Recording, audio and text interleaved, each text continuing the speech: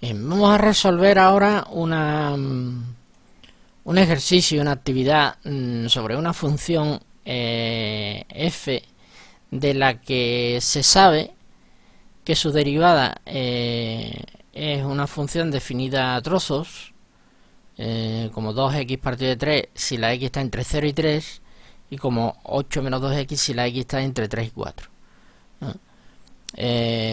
Por otro lado, también se da como dato que la imagen de 1 es 16 tercios. Nosotros tenemos que hallar la expresión analítica de f de x, sabiendo esta información, conociendo estos datos.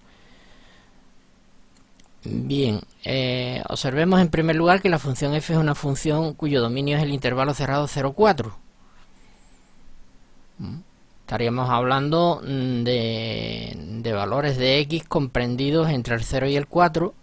Fijémonos que respecto a su derivada nos hablan de que su derivada tiene esta expresión entre el 0 y el 3 y tiene esta otra expresión entre 3 y 4.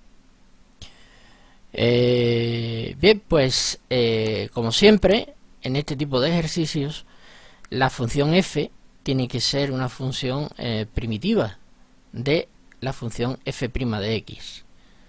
Tiene que ser una función cuya derivada sea esta función que tenemos aquí.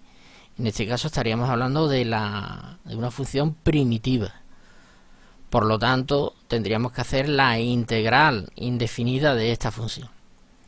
Como la función consta de dos ramas, pues vamos a hacer la integral indefinida de cada rama por separado. Por lo tanto, empezamos el ejercicio de la siguiente forma.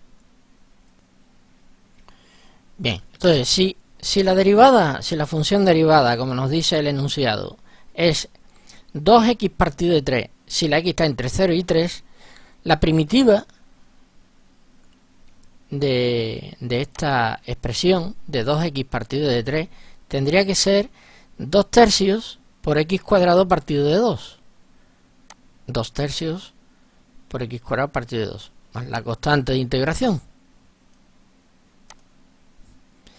2 tercios por x cuadrado partido de 2 se puede simplificar teniendo en cuenta que este 2 se destruye con este 2. Y por lo tanto lo que nos quedaría finalmente sería x cuadrado partido de 3. Razonando de forma análoga, si f' de x es el polinomio 8 menos 2x y la x está entre 3 y 4, pues su primitiva tendría que ser 8x menos x al cuadrado más la constante de integración. Ahora bien, aquí hay un pequeño matiz con el que hay que tener mucho cuidado.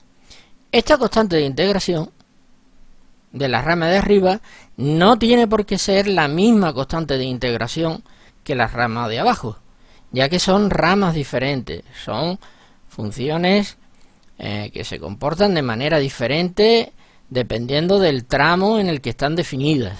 Por lo tanto, esta constante de integración no puede recibir el mismo nombre que esta. Deben de llevar nombres diferentes. Entonces, se puede trabajar con K sub 1 o K sub 2, con K o K', o podemos simplemente escribir aquí la letra M, constante M, y aquí la constante N. De alguna manera tenemos que hacer indicar que esta constante de integración no es o no tiene por qué ser igual a la constante de integración de la otra rama. Bien, llegados a este punto podemos utilizar una de los datos que nos da el problema, y es que dice que f de 1 tiene que ser igual a 16 tercios.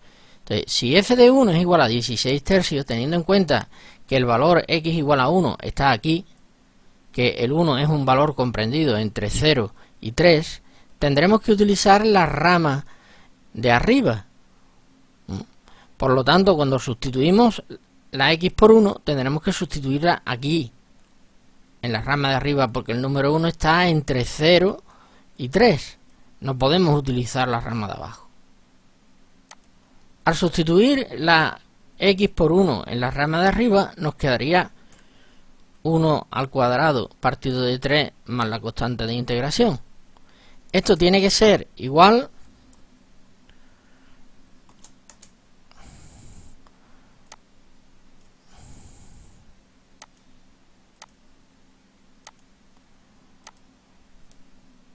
a 16 partido por 3. De aquí podemos despejar el valor de la constante m, de la primera de las constantes. Por lo tanto, m igual a 16 tercios menos un tercio, por lo tanto 15 tercios, y como es un valor que se puede expresar de forma entera, m sería igual a 5. Así que ya podemos sustituir la constante de integración m por el valor obtenido en el paso anterior. M tiene que ser igual a 5. Bien. Llegados aquí, ahora tenemos que despejar el valor de la otra constante de integración. Y si lo conseguimos, ya hemos terminado el ejercicio. Ahora, ¿dónde está la clave del ejercicio si ya no aparecen más datos? Si aparentemente no hay más información de la que poder extraer la n. Bien, hay que pararse a pensar un poco en el concepto de derivabilidad y de continuidad de una función. Recordemos que el concepto de derivable implica continuidad. El hecho de que la función f de x tenga una función derivada y de que su derivada esté definida en 3, su función derivada está definida en 3, y fijémonos que el símbolo menor, estrictamente menor, aparece en la fila de arriba y el símbolo mayor o igual aparece en la fila de abajo. Eso implica que la función es derivable en 3. Si la función es derivable en 3, entonces automáticamente la función es continua en x igual a 3. Y si la función es continua en x igual a 3, los límites laterales a la izquierda y a la derecha del 3 tienen que ser iguales. Y de ahí se puede despejar el valor de la constante n. Vamos a escribir lo que hemos dicho. Así que escribimos lo que acabamos de decir. La función f es derivable en x igual a 3. Por lo que acabamos de decir.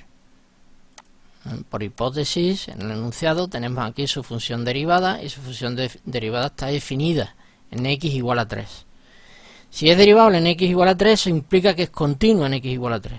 Si es continua en x igual a 3, los límites laterales a la izquierda y a la derecha de x igual a 3 tienen que ser iguales.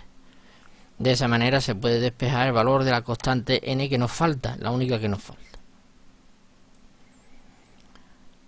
El límite cuando x tiende a 3 por la derecha de f de x, pues sería 8 multiplicado por 3 menos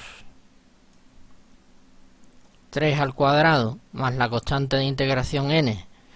Tiene que ser al límite de la función cuando x tiende a 3 por la izquierda, que sería 3 al cuadrado partido de 3 más 5. Y de aquí obtenemos una ecuación de primer grado de la cual es muy fácil despejar la n. Tenemos como respuesta n igual a menos 7. Así que sustituyendo n igual a menos 7 en la expresión de f de x, ya tendríamos la respuesta final. F de x es igual a, donde pone n, ponemos menos 7. Este polinomio se da ordenado, menos x cuadrado más 8 x menos 7. Y así termina el ejercicio.